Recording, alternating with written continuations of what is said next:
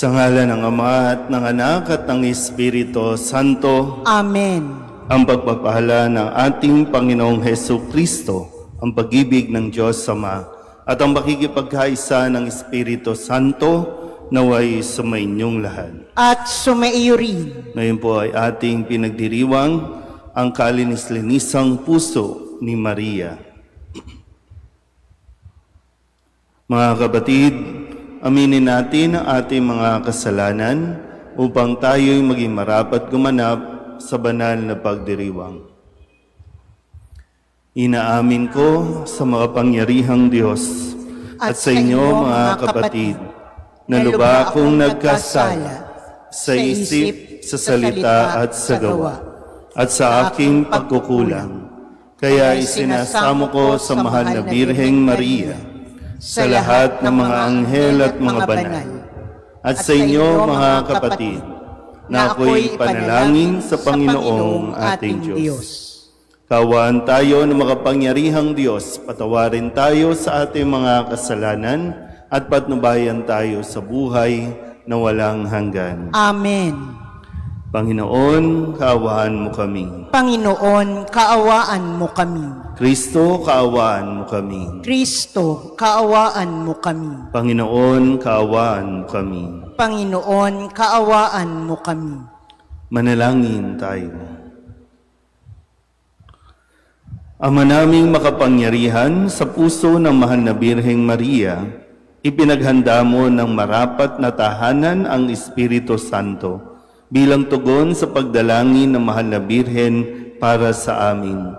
Pagindapatin mo kami maging handa bilang tahanan ng iyong kapurihan sa pamamagitan ni Jesucristo kasama ng Espiritu Santo magpasawalang hanggan. Amen.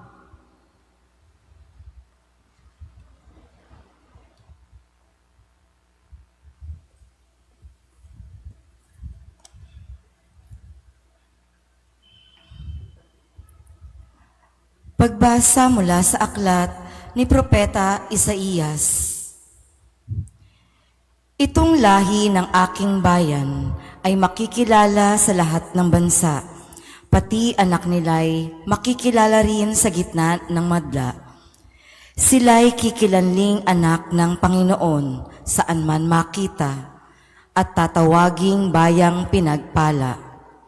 Hinirang ng Panginoon at ang Jerusalem, sa ginawang ito'y pawang malulugod, anaki dalagang gayak ay pangkasal. Siya'y parang dinamtan ng kaligtasan at pagtatagumpay. Kung paanong ang binhi ay tiyak na tutubo at sisibol, gayon ang pagliligtas ng Panginoon sa bayang kanyang hinirang. Dahil dito, lahat ng bansa ay magpupuri sa Kanya. Ang salita ng Diyos. Salamat sa Diyos. Diyos kong tagapagligtas, pinupuri kitang wagas. Diyos kong tagapagligtas, pinupuri kitang wagas. Pinupuri ko kayo poon dahil sa kaloob ninyo sa akin.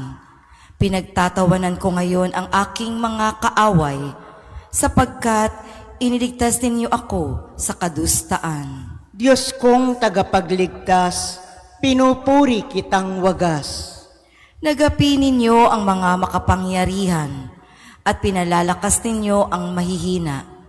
Kaya ang dating mayayaman ay nagpapaupa para mabuhay. Masagana ngayon ang dating maralita, ang dating baog nagsilang ng mga anak, at ang maraming supling ay sa lungkot nasadlak. Diyos kong tagapagligtas, pinupuri kitang wagas. Kayo poon ay may kapangyarihang magbigay o bumawi ng buhay. Maaari ninyo kaming patayin, maaari ring buhayin, maaari ninyong kaming payamanin o paghirapin, maaari ring ibaba o itaas. Diyos kong tagapagligtas, pinupuri kitang wagas.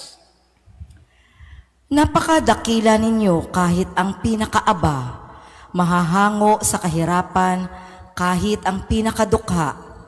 Maihahanay ninyo sila sa mga maharlika, mabibigyan ng karangalan kahit na ang dustang-dusta. Diyos kong tagapagligtas, pinupuri kitang wagas. Tatayo na po ang lahat.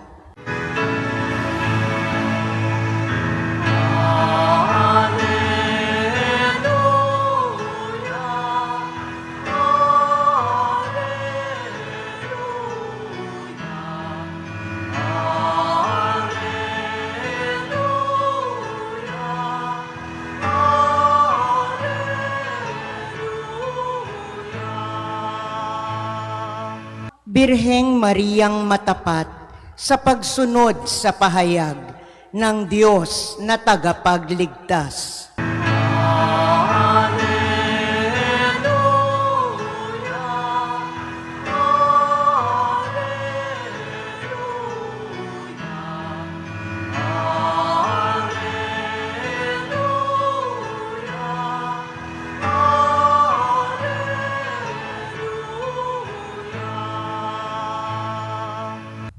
Sumainyo ang Panginoon. At sumaiyo rin, Ang mabuting balita ng Panginoon ayon kay San Lucas. papuri sa iyo, Panginoon.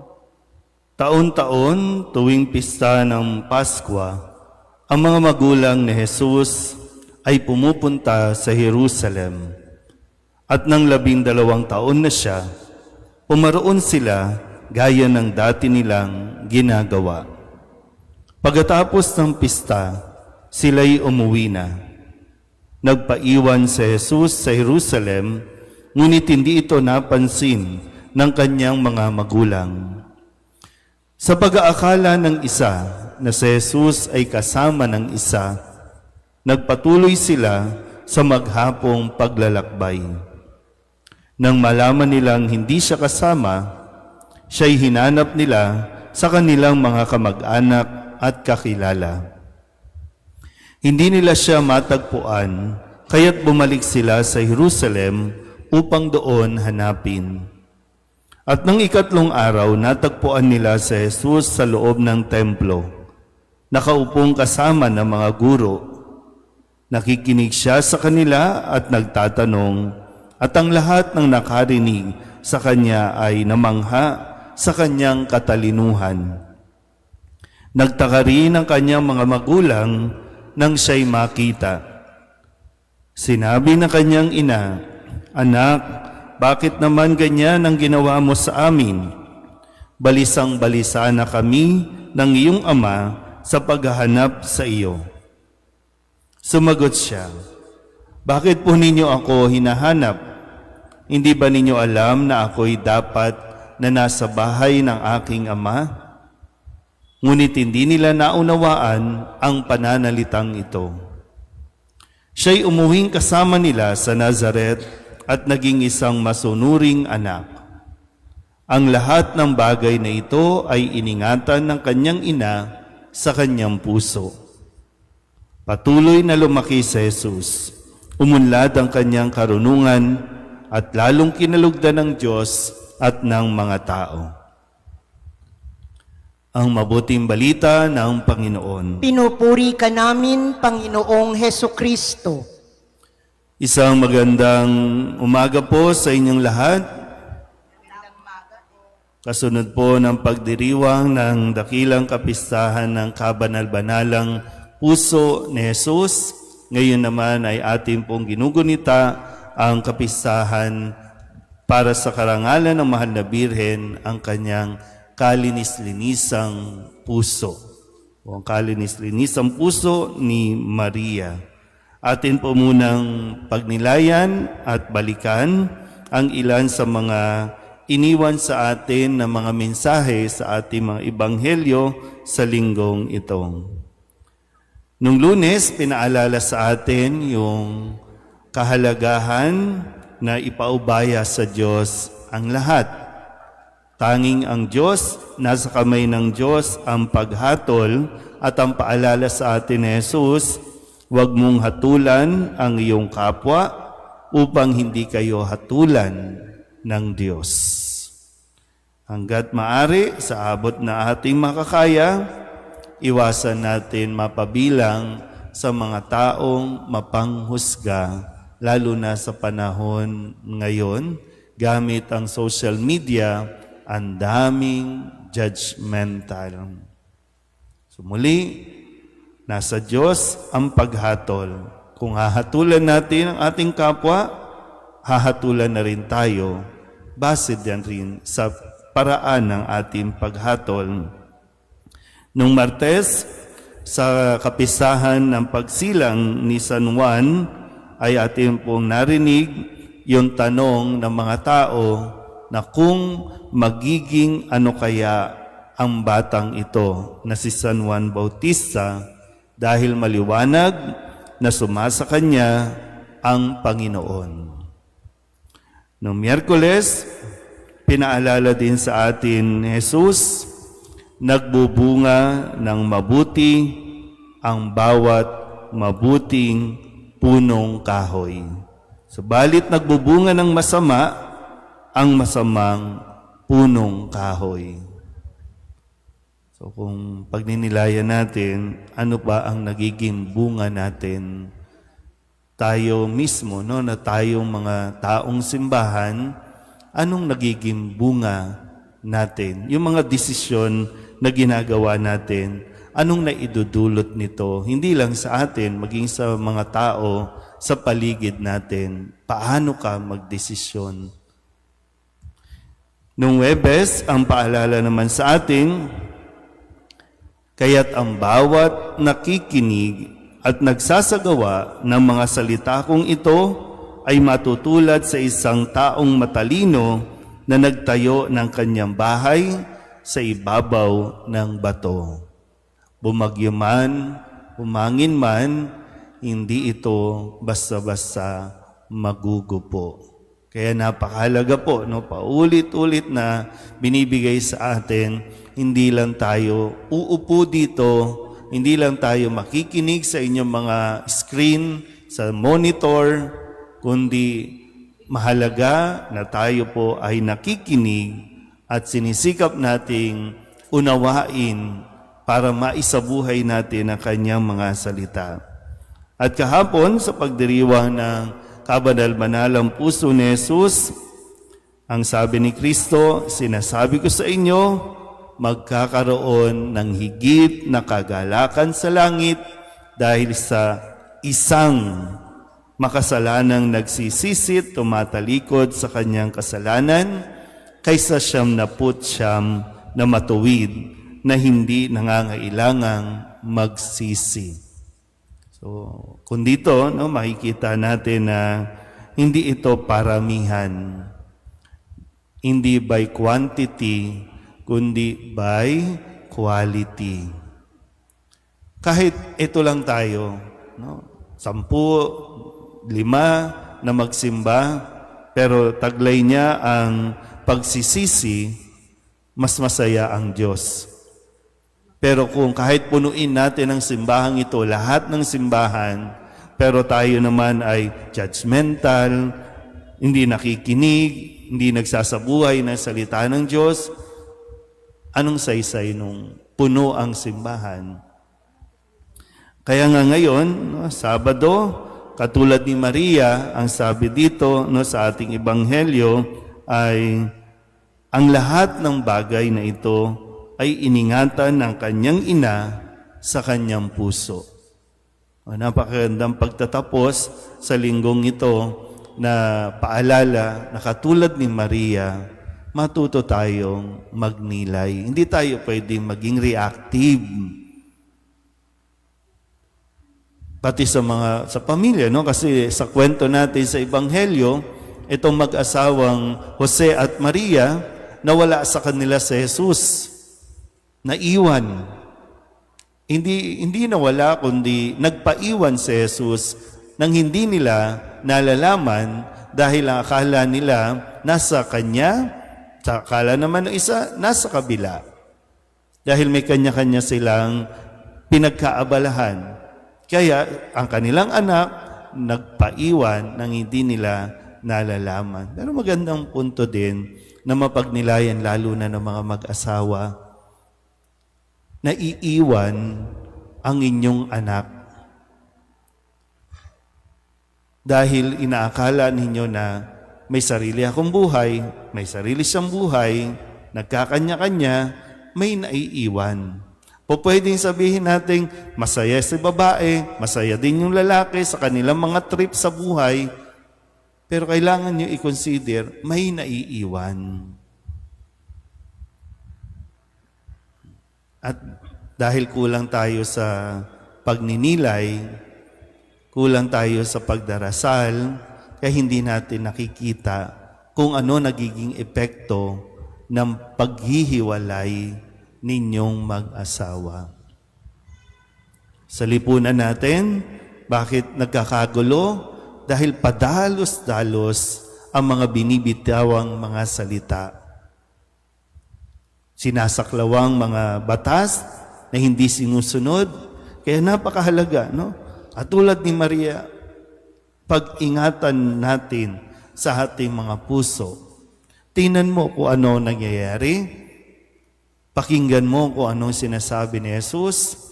Isa puso natin ito, magiging maayos ang lahat.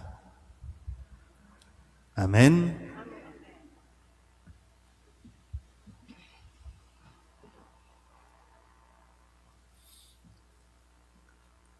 Idalangin natin sa Diyos na mapagmahal nating Ama, na sa pagsunod natin sa halimbawa ni Maria, sa tuwina ay hanapin at tuparin natin ang kanyang kalooban. Ang ating pong itutugon, ilapit mo kami sa iyo, O Ama. Ilapit mo kami sa iyo, O Ama.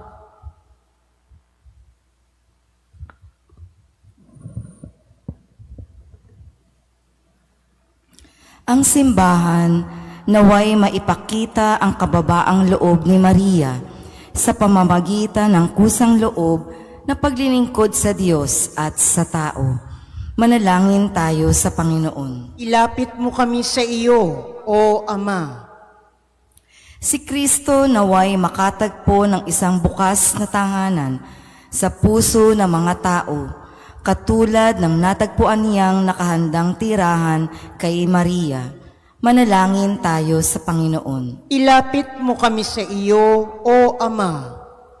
Ang tunay na diwa ng pananalangin naway tumimo ng malalim sa puso ng mga tao upang marinig nila ang daing ng mga dukha kung paanong lumagos ito sa kalinis-linisang puso ni Maria.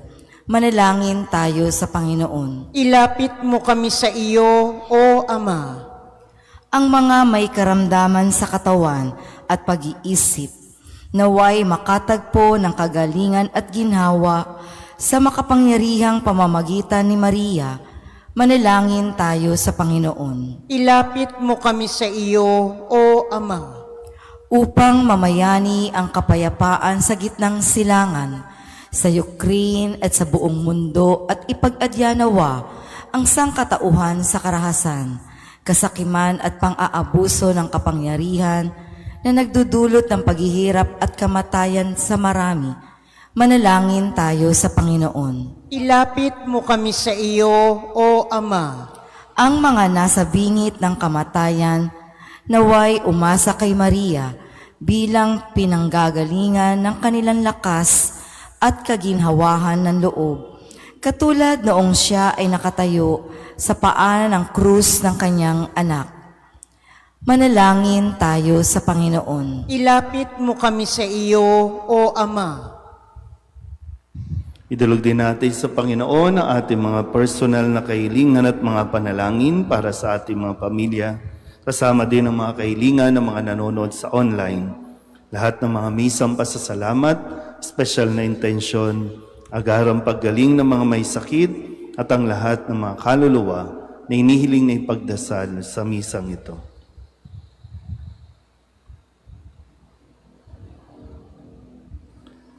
Ang lahat ng ito iniling namin sa ngalan ni Kristong aming Panginoon. Amen. Handog namin sa iyo, Ama, ang tinapay at alak na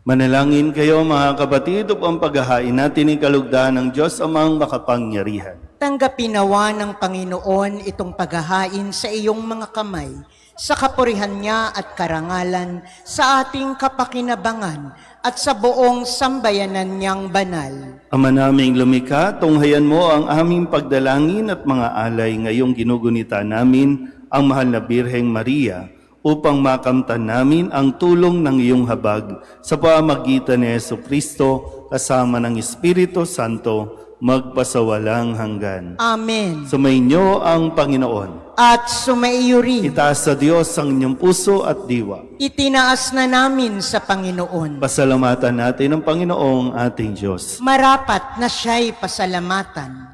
Ama naming makapangyarihan, tunay ngang marapat na ikaw ay aming pasalamatan.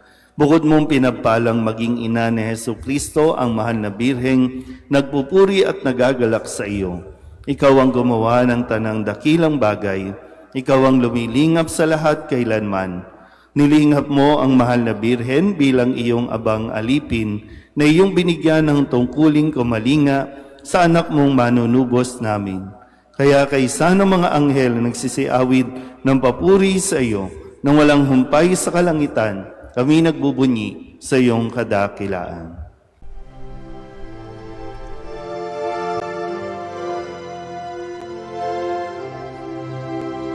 Santo, Santo, Santo, Panginoong Diyos makapangyarihan, napupuno ang langit at lupa ng kalwalhatian mo.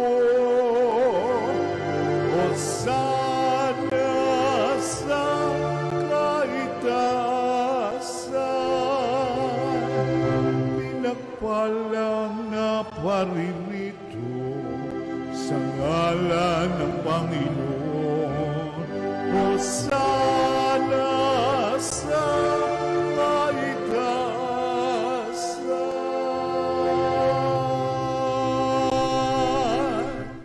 Ama naming banal, ikaw ang bukal ng tanang kabanalan. Kaya't sa pamamagitan ng iyong Espiritu, gawin mong banal ang mga kaloob na ito upang para sa aming maging katawan at dugo ng aming Panginoong Jesucristo. Bago niya pinagtiis ang pusang loob na maging handog, inawakan niya ang tinapay, pinasalamatan kaniya, pinaghati-hati niya iyon, iniabot sa kanyang mga alagad at sinabi, "Tanggapin ninyong lahat ito at kanin, ito ang aking katawan na ihahandog para sa inyo."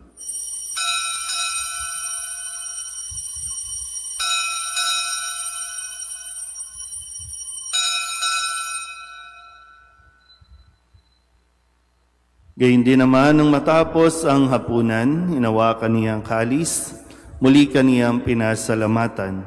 Iniabot niya ang kalis sa kanyang mga alagad at sinabi, "Tanggapin ninyong lahat ito at inumin. Ito ang kalis ang aking dugo ng bago at walang hanggang tipan. Ang aking dugo na ibubuhos para sa inyo at para sa lahat sa ikapagpapatawad ng mga kasalanan. Gawin ninyo ito sa pag-alaala sa akin."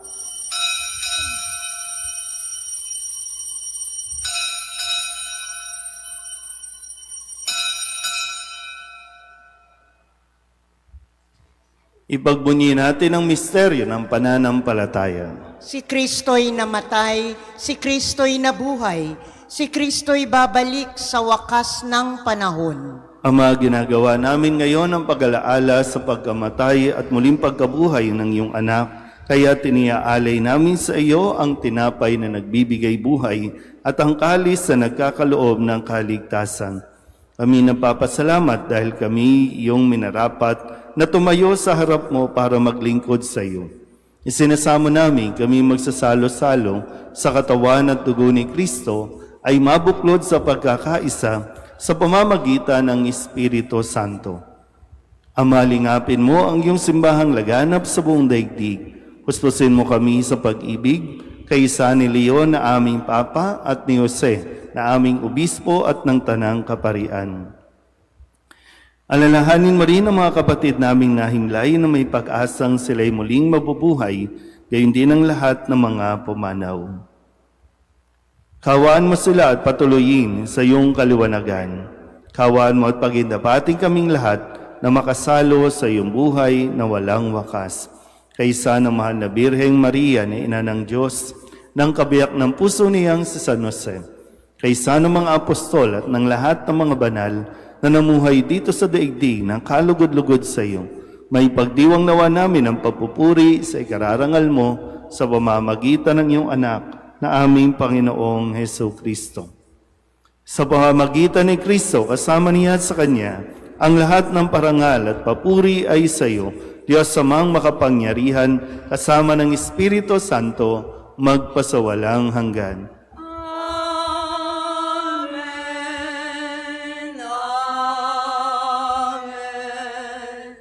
Amen. Amen. Sa tagubili ng mga nakagagaling na utos at turo ni Jesus sa Panginoon natin at Diyos, ipahayag natin ang lakas loob.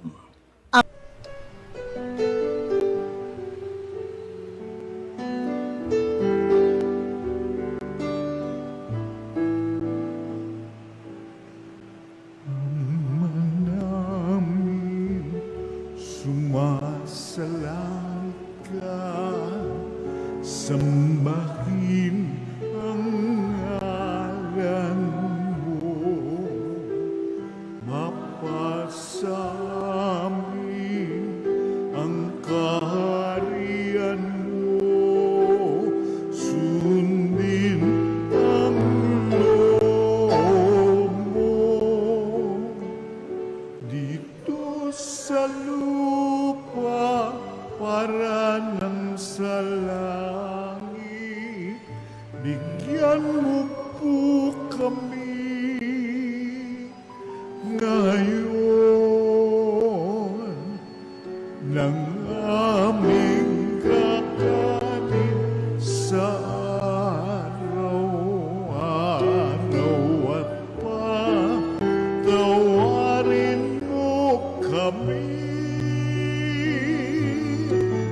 sa aming mga sala para ng pagpapatawan namin sa nagkakasala sa amin. At huwag mo kaming ipagdulot sa tukso, at yadya mo kami sa lahat ng masama. Hinihiling namin kami iadya sa lahat ng masama, pagkalooban ng kapayapaan araw-araw, iligtas sa kasalanan at ilayo sa lahat ng kapahamakan. Samantalang aming pinananabikan ang dakilang araw ng pagpapahayag ng tagapagligtas naming sa Heso Kristo. Sapagkat iyo ang kaharian at ang kapangyarihan at ang kapurihan, magpakailanman. Amen. Panginoong Heso Kristo, sinabi mo sa iyong mga apostol, kapayapaan ang iniiwan ko sa inyo, ang aking kapayapaan ang binibigay ko sa inyo. Tunghayan mo ang aming pananampalataya at huwag ang aming mga pagkakasala. Pagkalooban mo kami ng kapayapaan at pagkakaisa ayon sa iyong kalooban, kasama ng Espiritu Santo, magpasawalang hanggan. Amen. Ang kapayapaan ng Panginoon ay laging sumainyo. At sumaiyo rin. Magbigayan po tayo ng kapayapaan sa isa't isa.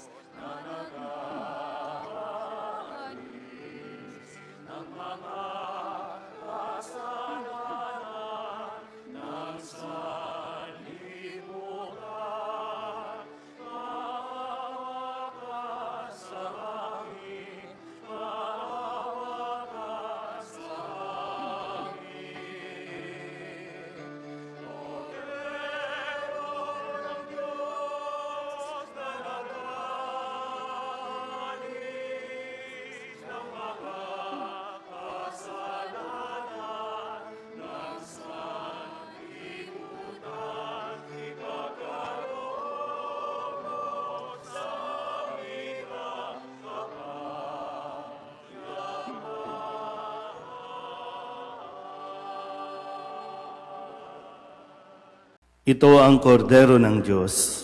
Ito ang nag-aalis ang kasalanan ng sanlibutan. Mapalad ang mga inaanyayahan sa kanyang piging. Panginoon, hindi ako karapat-dapat na magpatuloy sa iyo, ngunit sa isang salita mo lamang ay gagaling na ako.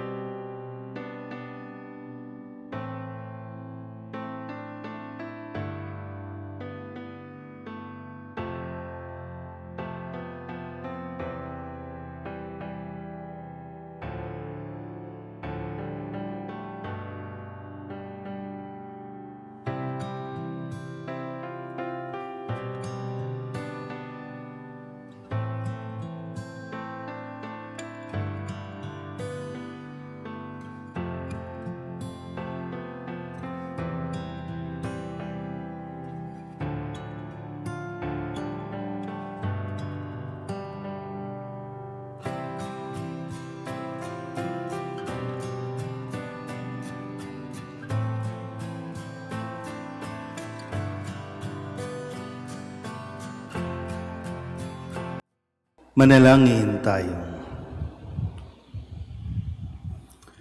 Ama naming mapagmahal, ngayong aming pinagsaluhan ang piging ng walang hanggang kaligtasan, mapuspos nawa sa kasamaan, sa kasaganaan ng iyong pag-ibig, kaming gumanap sa paggunita sa mahal na Birheng Maria upang patuloy naming madama ang walang patid na daloy ng katubusan sa pamamagitan ni Jesucristo kasama ng Espiritu Santo magpasawalang hanggan. Amen.